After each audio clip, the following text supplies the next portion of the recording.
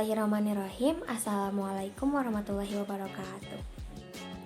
Perkenalkan, nama saya Fauzia Maya Putri Azhari dari Ilmu Pendidikan Agama Islam angkatan 2020. Saya di sini akan menjelaskan sedikit tentang sejarah pergerakan mahasiswa dari masa ke masanya. Yang pertama adalah sejarah. Definisi sejarah sendiri adalah sebuah kejadian yang terjadi di masa lalu, yang mana hal tersebut akan terus-menerus mempengaruhi hingga keadaan di masa sekarang, di masa depan, dan seterusnya. Pertama-tama, saya akan menjelaskan mengenai pergerakan mahasiswa, atau lebih tepatnya pergerakan pemuda-pemuda Indonesia ketika zaman kemerdekaan.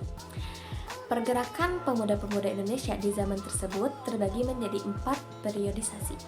Fase yang pertama merupakan fase di mana mereka baru mulai memiliki kesadaran untuk berkumpul dan saling mengemukakan pendapat meski masih berbasis kultur. Fase yang kedua di mana mereka mulai merespon politik yang ada di Indonesia dengan cara mulai membentuk sebuah kelompok-kelompok studi.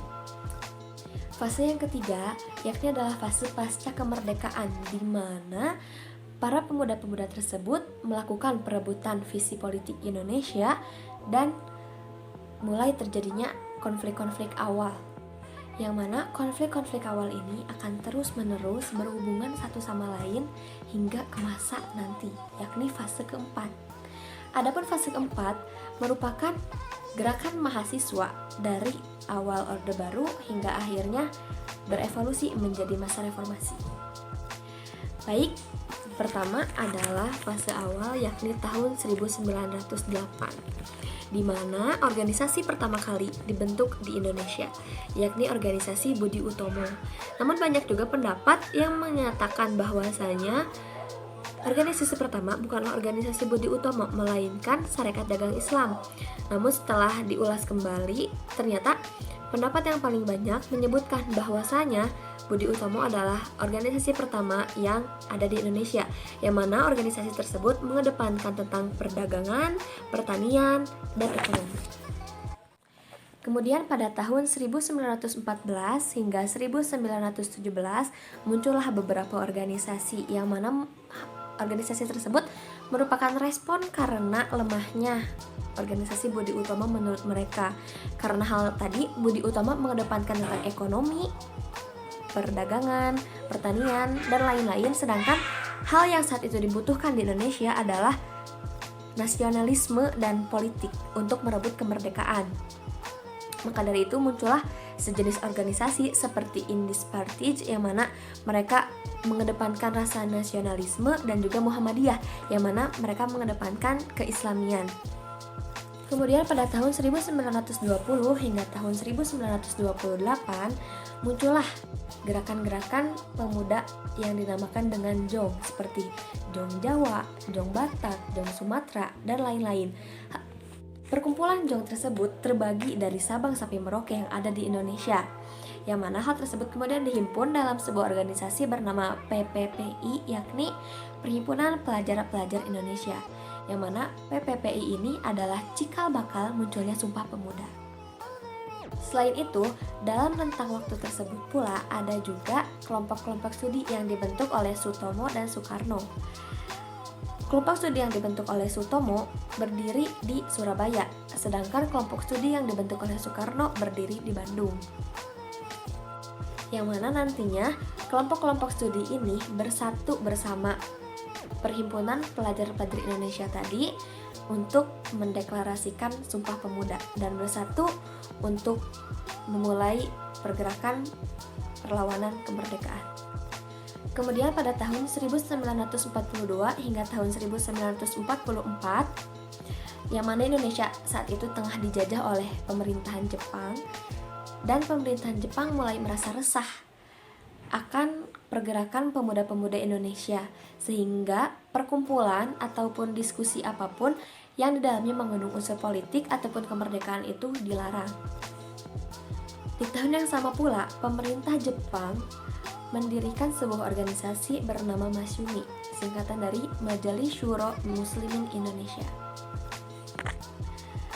yang mana organisasi ini dibentuk dengan alasan pemerintahan Jepang sebenarnya ingin mengetahui apa saja yang sebenarnya dilakukan oleh pemuda-pemuda Indonesia selama ini. Kemudian pada tahun 1944, Jepang dinyatakan kalah terhadap sekutu, yang mana terjadinya pengeboman Hiroshima dan Nagasaki. Maka pada saat itu terjadilah kekosongan kekuasaan di Indonesia, yang mana menjadikan pemuda-pemuda Indonesia ingin sesegera mungkin untuk melaksanakan kemerdekaan. Namun pada saat itu terjadi perbedaan pendapat antara kaum muda dan kaum tua. Kaum muda yang ingin sesegera mungkin melangsungkan kemerdekaan, sedangkan kaum tua yang memikirkan hal ini, hal itu, serta dampak-dampak yang lainnya.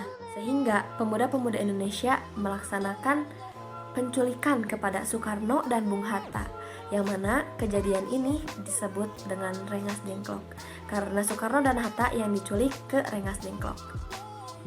Yang selanjutnya adalah fase pasca kemerdekaan pada tahun 1945 hingga 1950, yang mana dalam rentang waktu ini terbentuk banyak sekali partai politik di Indonesia seperti PKI, NU, Masyumi, Kristen, Katolik, dan sebagainya.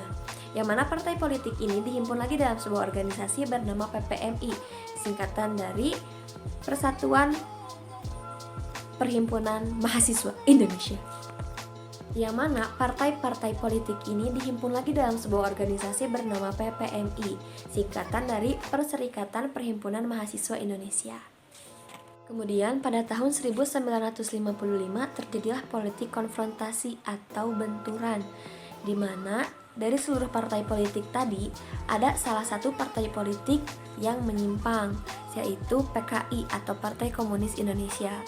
Hal tersebut membuat partai politik yang lainnya geram, sehingga mereka bersatu padu dan membuat sebuah gerakan bernama KAMI, yakni Kesatuan Aksi Mahasiswa Indonesia. Selain itu, kasus G30 SPKI pada saat itu juga menambahkan citra buruk terhadap PKI. Pokoknya pada saat itu terjadi benturan-benturan politik di Indonesia, saling menjatuhkan satu sama lain, saling memfitnah satu sama lain demi sebuah kekuasaan. Sehingga kami, Komunitas Aksi Mahasiswa Indonesia, menurunkan tritura. Yang pertama, bubarkan PKI. Yang kedua, turunkan harga. Dan yang ketiga, bubarkan Kabinet Dwi Korah.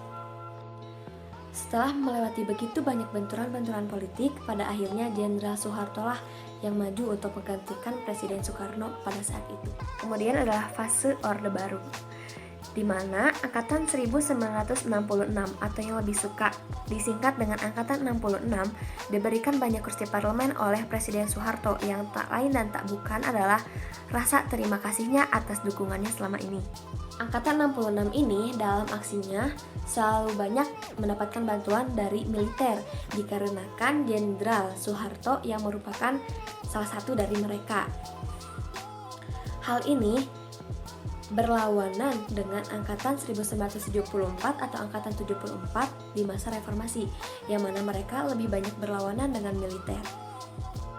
Pada tahun itu, pemerintahan Orde Baru melakukan banyak sekali korupsi, kolusi, nepotisme, kenaikan harga, kenaikan BBM, yang mana membuat para mahasiswa di zaman itu atau mahasiswa Angkatan 74 itu geram, sehingga melakukan banyak demo di mana-mana.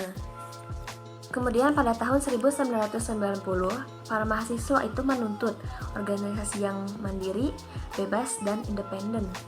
Akibat dari demo-demo mahasiswa tersebut, maka Presiden Soeharto memerintah militer untuk menangkap siapapun yang melakukan diskusi ataupun perkumpulan-perkumpulan organisasi. Dan tahun 1990, akhirnya para mahasiswa menuntut untuk menjadi mahasiswa yang mandiri, bebas, dan independen. Mereka menuntut kebebasan berpendapat, kebebasan berbicara, dan kebebasan berkumpul. Kemudian pada tahun 1998 terjadilah krisis moneter, yang mana para mahasiswa mendesak Soeharto untuk turun atau untuk mundur. Dan di tahun yang sama pula terjadilah peristiwa Cimanggis, yakni peristiwa bentroknya mahasiswa dan aparat militer. Yang kedua adalah peristiwa Gejayan, di mana para mahasiswa bentrok dengan aparat di Jogja. Dan peristiwa terakhir adalah peristiwa Trisakti, di mana terjadinya kasus penembakan 4 mahasiswa Trisakti. Yang mana peristiwa Trisakti itulah yang menjadi tolak ukur seluruh mahasiswa Indonesia melakukan unjuk rasa karena rasa tidak diadili ataupun sebagainya, yang pada akhirnya membuat Presiden Soeharto terdesak turun dan digantikan oleh Presiden B.J. Habibie. Dan yang terakhir merupakan kesimpulan dari seluruh sejarah pergerakan mahasiswa ini, bahwasanya sebuah organisasi itu memerlukan kekonsistensian, masif, tujuan yang jelas, terorganisir, dan yang terpenting adalah solidaritas. Seluruh mahasiswa Indonesia harus menjadi mahasiswa penggerak yang memiliki nilai substansi, status, dan identitas. Yang pertama adalah nilai substansi, di mana mahasiswa harus memiliki ide-ide baru ataupun inovasi-inovasi baru untuk merujuk pada sebuah perubahan. Yang kedua adalah status, di mana mahasiswa harus memiliki tanggung jawab sosial terhadap masyarakat, kepada keluarga, dan kepada dirinya sendiri. Dan yang terakhir adalah identitas. Maksud identitas di sini adalah mahasiswa akan terus-menerus dihadapkan oleh keberpihakan, mau berpihak kepada pihak yang manakah seorang mahasiswa tersebut, kepada pihak yang salah ataukah kepada pihak yang benarkah. Maka dari situlah identitas seorang mahasiswa diuji. Maka mahasiswa harus memiliki nilai identitas untuk selalu membela kepada pihak yang benar. Sekian yang dapat saya sampaikan. Terima kasih atas perhatian yang telah Anda berikan. Mohon maaf apabila masih banyak kesalahan. Wassalamualaikum warahmatullahi wabarakatuh.